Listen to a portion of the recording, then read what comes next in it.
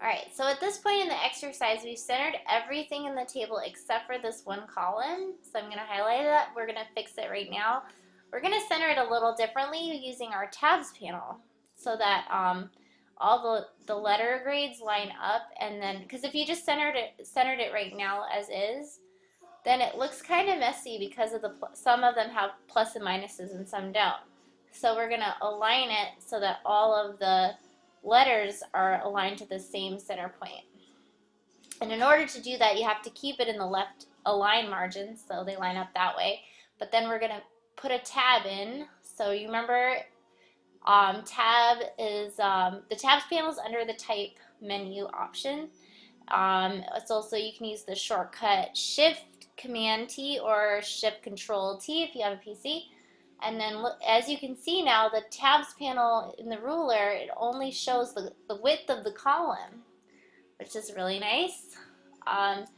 So I need to make sure I just have my left column selected and then put my tab right here in the center. And then what I need to do is input tabs into each cell individually. And it's tricky because you can't just hit tab. If you hit tab, you switch to the next cell. So you have to hold option tab, I think. Let me check. Oh yeah. So make sure to click option tab.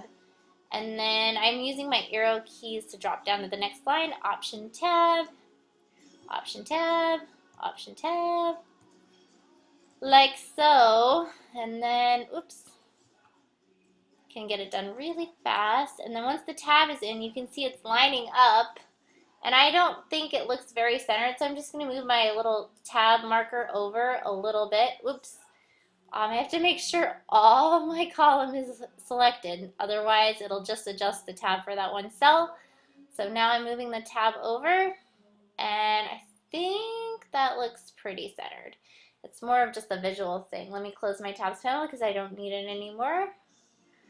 And it looks pretty good. Let me hit the preview. So hit W. Whoops, not like that.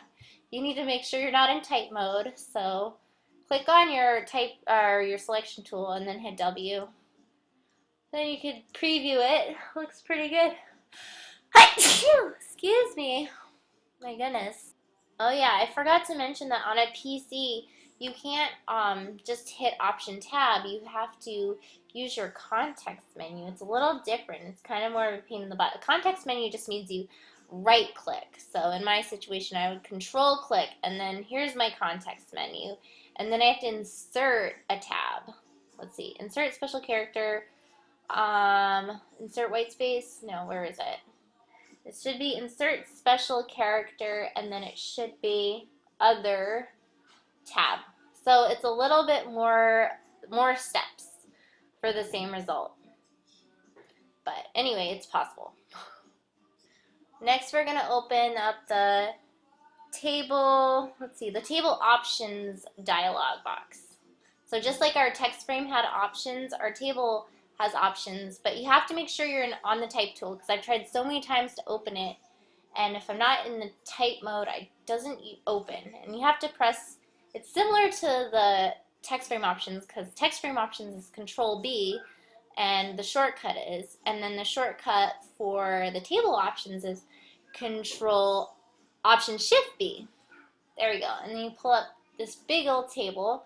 I can show you all these options. I think because I only have part of my table selected, it's going to only apply to parts of the table. I think it's important to select everything, but we'll see. Okay, and then what we're going to do is change the colors to every other row, the fill color. So you need to go select fill and turn on alternating pattern to every other row. You can click the little preview icon to see what it looks like. Okay, in this case, even though I only have some cells selected, because these are table options, it's going to apply to the entire table.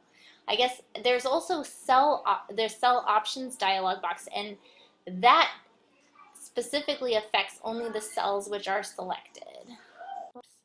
Okay, as you can see, there's already a tint of 20%, even though the color we've chosen is black. You can change that tint, and you can also skip the first row and then hit OK.